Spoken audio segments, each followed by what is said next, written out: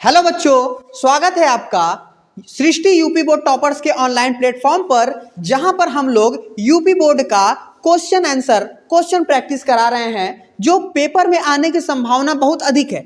आज हम लोग पुष्पीय पादपों में लैंगिक जनन का क्वेश्चन कुछ लाए हैं। ये सीरीज हमारा कंटिन्यू होता रहेगा। आपको कुछ कुछ क्वेश्चन रोज कराए जाएंगे। आप लोग ध्यान लगाकर अगर इस क्वेश्चन को देखते हैं तो मे बी आपका अच्छा नंबर आने के चांसेस बहुत अधिक हैं। आप क्या करिए, अपना कॉपी ले लीजिए, पेन लेकर बैठ जाइए। ज़्यादा बड़ा नहीं, हम लोग छोटे छोटे पार्ट में इसको खत्म करेंगे। आप लोग बोर भी नहीं होंगे और मजा भी आएगा। मजा हम लोग लेते रहेंगे। और ये कितना दिन चलेगा? पूरा 1 महीना। ठीक है, चलिए हमारा पहला क्वेश्चन है, बीजांड का वह स्थान जहां बीजांड वृंत जुड़ा होता है उसे क्या कहते हैं? तो पुष्पीय पादपों में लैंगिक जनन में आपने बीजांड की संरचना तो पढ़ी होगी, नहीं पढ़ी तो देख लीजिए। हम लोग क्वेश्चन कराएंगे, साथ में उसका थ्योरी बताएंगे कैसे होता है। यहां पे देखिए, बीजांड वृंत जुड़ा होता है उस स्थान को कहां कहते हैं? तो पहले बीजांड की संरचना देखते हैं। ये हमारा था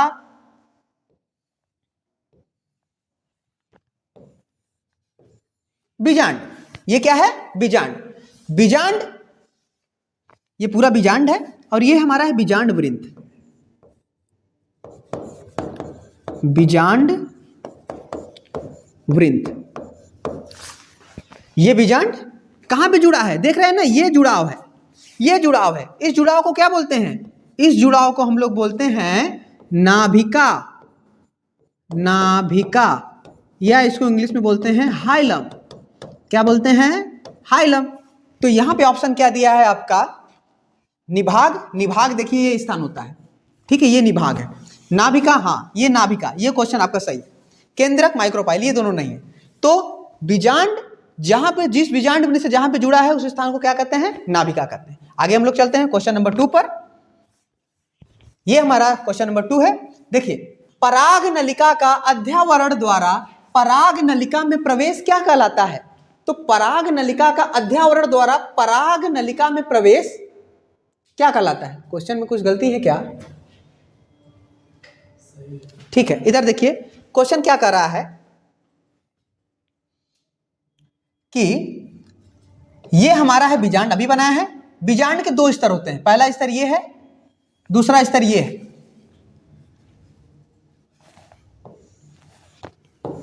अभी बनाए हैं हम लोग, ठीक है। तो ये अध्यावरण होते हैं, बाह्य अध्यावरण, अंत अध्यावरण। आपको पता है कि ये अंडाशय के अंदर होता है। ये किसके अंदर होता है? अंडाशय के अंदर होता है। ये बीजांड अंडाशय के अंदर होता है और यहीं पे पराग कण आता है, पराग नली का निर्माण करता है। पराग नली अगर अध्यावरण में से प्रवेश कर रहा है, कहां से? अध्यावरण से प्रवेश कर रहा है तो अध्यावरणीय प्रवेश होता है। यहां पे क्या दिया है? निभागी युग्मन, अंडद्वारी प्रवेश, अंडद्वार ये है।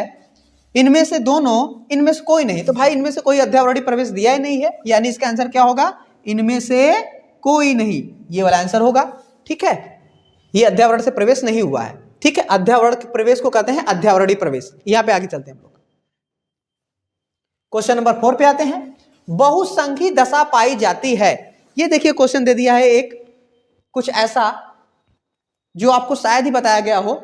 बहुसंघी दशा पाई जाती है। बहुसंघी दशा क्या होती है, इसका हमने उत्तर लिख दिया है। बहुसंघी दशा पुष्प के पुमंग से जुड़ी एक स्थिति है। इस स्थिति में पुष्प के सभी पुतंतु एक या एक से ज्यादा समूह बनाते हैं। यानी जो आपके पुमंग पुतंतु, ये जो आपका पुंकेसर है, ये समूहों में होते हैं ढेर सारे, और समूह में होंगे। हालांकि इन समूहों में पराग कोष स्वतंत्र होते हैं। आपको पता है ना, पुंकेसर में ये पराग कोष होते हैं और ये पुतंतु होते हैं। पुतंतु एक संघ में रहेंगे, लेकिन ये पराग कोष क्या होंगे? अलग अलग होंगे। तो ये किस में होगा? ये आपका दे दिया पुतंतु। आपको देखकर ही लग रहा है कि ये पुतंतु किस में होता है? पुतंतु होता है किस में? पराग कोष किस में होता है? पुमंग में होता है। न तो जायांग में होता है, न तो बाह्य दलपुंज में होता है, न तो दलपुंज में होता है। आगे चलते हैं हम लोग। क्वेश्चन नंबर 5 नहीं 4 नंबर है। ठीक है, दिया है क्वेश्चन आपको। थोड़ा आप लोग गणितज्ञ होंगे तो जानते होंगे, नहीं तो बताया जाएगा कैसे होता है। ये देखिए, 112 लघु बीजाणुओं के निर्माण हेतु, लघु बीजाणु क्या होते हैं? जो आगे चल के परागकण बनते हैं। 112 लघु बीजाणुओं के निर्माण हेतु लघु बीजाणु मात्र कोशिका में कितने अर्धसूत्री विभाजन होते हैं? अर्धसूत्री विभाजन में आप लोग याद किए होंगे कि समसूत्री में, अगर ये माइटोसिस होता है किसी सेल में, माइटोसिस होता है किसी सेल में, माइटोसिस मतलब समसूत्री विभाजन, तो वो 1 से 2 सेल बनाता है, 1 और 2। लेकिन वही अर्धसूत्री की बात करें तो अर्धसूत्री से 1 से बनता है 4। कितने बनते हैं? 4। तो 112 लघु बीजाणुओं के निर्माण हेतु लघु बीजाणु मात्र कोशिका में कितने अर्धसूत्री विभाजन होंगे? देखिए, एक लघु बीजाणु मात्र कोशिका यदि है तो उससे अर्धसूत्री विभाजन होगा 1 में, तो 4 लघु बीजाणु बनेंगे। कितने बनेंगे? 4 लघु बीजाणु बनेंगे। यही चारों आगे चल के परागकण बना लेंगे। आप क्या कहा है? 112, यानी 112 ये है, तो कितने विभाजन होने चाहिए? 1 में 4 हो रहा है तो 112 में कितने विभाजन होगा? तो 112 भागे 4 करेंगे कितना आएगा? लगभग 28, यानी 28 बार यदि अर्धसूत्री विभाजन हम लोग करते हैं तो हमारा कितना परागकण बनेगा, लघु बीजाणु बनेगा? हमारा 112 बनेगा। तो ऑप्शन क्या है यहाँ पे? ऑप्शन दोनों क हो गया, ये ख है, ठीक है, ये है ऑप्शन 28, ठीक है। अगला क्वेश्चन क्या है? 5वां। हाँ, भ्रूणपोष में गुणसूत्रों की संख्या कितनी होती है? अब भ्रूणपोष होता क्या है बेसिकली? अभी आप लोग जानते हैं कि ये है आपका बीजांड। ये क्वेश्चन साला बीजांड पे है लग रहा है, ठीक। ये बीजांड है। बीजांड का भाग ये होता है निभाग, चलजा बोलते हैं इसको हम लोग, निभाग। यहां पर है अध्यावरण, आउटर इंट्यूगमेंट, इनर इंट्यूगमेंट। यह है आपका बीजांड द्वार। यह आपका क्या है? बीजांड द्वार। यहां पर 7 कोशिका होती है, 1 2 3, जिसको हम लोग बोलते हैं प्रतिमुखी कोशिका। प्रतिमुखी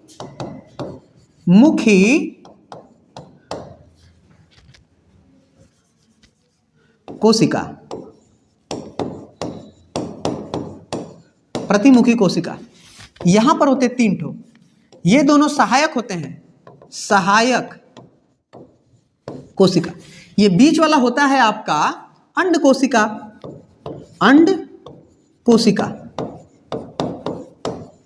7 कोशिका हो गए।